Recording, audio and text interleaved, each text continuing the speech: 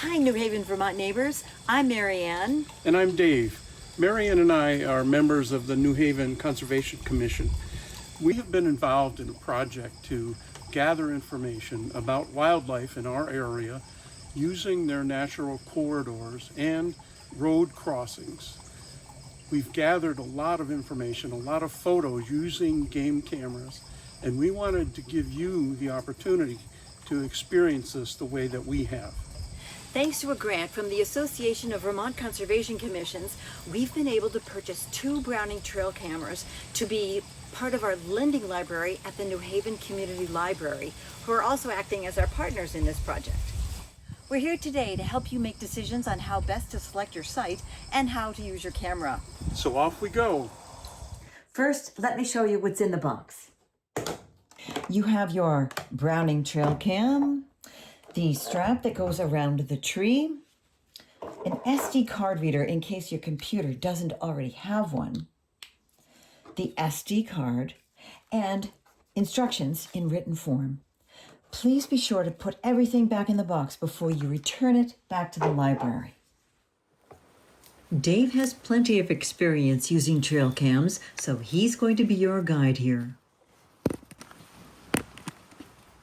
The mounting strap for the camera doesn't fit in the box when it's attached to the camera, so we have some assembly to do.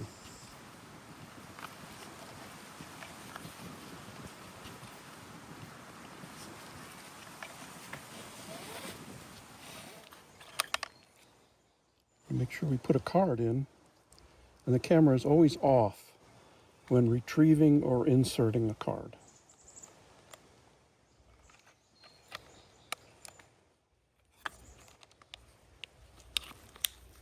I chose this site because it looks like an isolated wildlife corridor down here, a natural passageway, and I have seen animals come this way. Another plus about this site is there are no low-hanging branches with leaves on them that will blow across in front of the camera and cause it to take pictures with no wildlife in them. There is very little underbrush, so there won't be wind moving waving grasses. And I like this tree for mounting the camera because it's not a young sapling. It's not going to blow in the wind, which will give you movement that will, again, give you false triggers. So we're going to put this camera about 3 feet off the ground.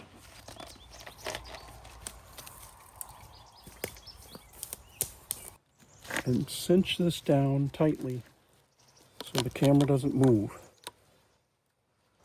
All right, the camera is cinched very nicely. Most likely you're going to have a tail of extra strapping, and if it blows in the wind, it's going to make animals shy away from your camera. Okay, we've come to the part where we want to make sure that our camera is pointed in the correct direction so that when wildlife comes through this area, the center of the photo the camera takes is going to have that animal pretty much in the center. I use my phone camera for that. The lens of this camera is right here. I match them up, making sure my phone's kind of parallel, and I take a picture. And when I look at that picture, it'll show me, if I look at the center of that picture, if an animal comes into this area, that's going to be a good shot, and this is a good place for this camera. And don't forget to turn your camera on. Okay, we've got our camera all set. Each trigger will take 4 shots 3 seconds apart as the animal moves through the area. A rule of thumb that I follow is to not check my camera too frequently, because every time I come down, I leave my scent here. And the animals are going to notice that. They'll notice this camera, and you'll see them looking at it. Something's out of place, and they pay attention. Well, a week's gone by. Let's see what we've got on our card. First, we turn the camera off. You can take the SD card out of here without dismounting the camera, and you can put a second card in. Turn it back on, and take this home to look at it. All right, let's go inside and see what we've got. Now that we're back inside, let me give you just one more tip about that SD card. This eject button is meant for the batteries only, so don't get confused between how to eject the batteries and how to eject your SD card. All you do is hit your thumbnail on that card and it will slide right out. And now we can put it into the computer. My computer happens to have an SD card reader in the back of the monitor, so I've inserted that card in the slot, and let's check it out. Navigate to your hard drive and double-click on the Browning SD card. Open up the DCIM folder, and hopefully you'll be surprised by what you find. Perhaps you've got a shot such as this beautiful bobcat.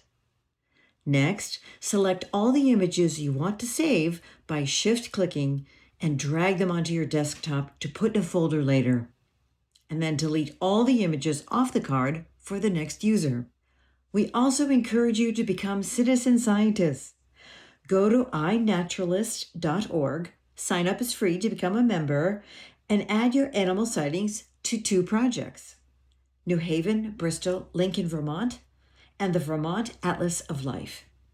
The New Haven Conservation Commission is always interested in your sightings as well, and the New Haven Library can put you in touch with us. We hope you enjoy your experience. Happy trails!